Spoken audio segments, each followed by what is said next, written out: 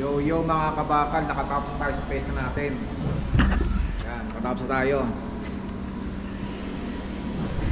Samahan nyo ako maglinis bago tayo lumipat, bago tayo lumabas sa ibang pesto. Samahan nyo, malinis muna tayo.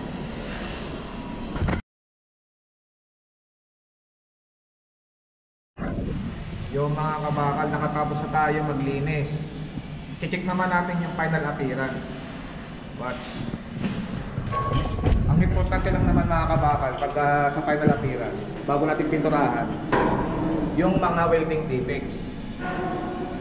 Check natin yung mga welding defects, kung may spatter, undercut, blowhole.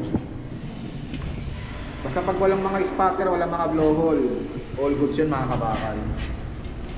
Pagka pintura natin, labas na tayo, titingin naman tayo ng ibang pesto. Sa tayo pwede pumesto. Eh na yun mga kabakal, final appearance.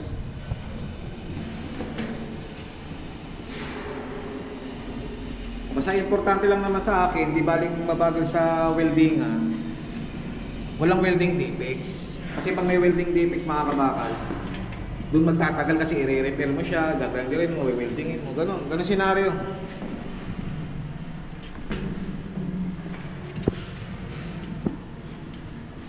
Yan, i-check na natin. Ngayon, pipinturahan naman natin siya.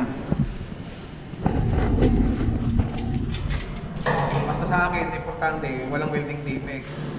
Number 1, undercut, blowhole, overlap. Ayun na importante. Ngayon, pintura naman tayo mga kabakal. Pintura na tayo mga kabakal. Alam niyo naman dito sa Japan, lalo dito sa shipyard, napakahigpit nung QC, yung QC na hapon. Kaya kailangan i-double check bago umalis sa pwesto mga kabakal.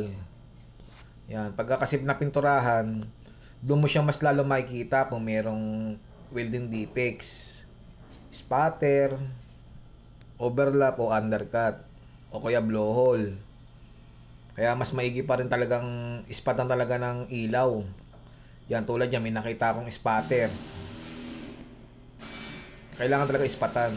Kasi pag naiwanan mo yan, umalis ka sa pwesto na yan, may nakita yung QC na hapon, mamarkahan niya yan. Obligado mong balikan kasi pwesto mo yan eh. Ay mga kabakal, final na. Mamarkahan ko na siya ng puti, pang final na yan kasi namarkahan ko na. Kasi tatlong marka yan eh, puti, dilaw, saka pink. Yung puti kasi yan sa mga welder. Tamang markings lang tayo mga kabakal. Basta importante, walang welding defects bago tayo umalis sa pwesto natin. Kasi pag umalis talaga tayo dyan mga kabakal, pag nakita ng QC na hapon na may welding defects, obligado natin balikan kasi pwesto natin yun. Ganun pa man, na-double check ko na. Bahala na yung QC hapon dyan. Kung may welding defects yan, balikan ko na lang, walang magawa. Siyempre, na-double check ko na. Kita nyo naman, di ba? Linis, final appearance, pintura, tapos ngayon, puting marka. Ayun na yung mga kabakal. Palabas na ako dyan kasi nagkatrabaho yung mga scaffolder sa taas. Sa taas ko. Pakadelikado, putang inis. Baka mamaya bagsakan ako. Iwan ko lang. Mahirap na lang talagang magsalita. Kaya maigi tapusin na natin to para yung mga scaffolder makapagtrabaho. Sabi ko, saglit lang eh. Natapos na ako eh. Talagang nagtrabaho sila. Kupal talaga yung mga hapon na scaffolder na yun eh. Ganun pa man. Wala tayong magawa. Tapusin na lang natin ang dapat tapusin. Tapos na rin naman tayo dyan. Kaya all goods eh, no? Scaffolder. Ganun pa man. Okay. Let's go.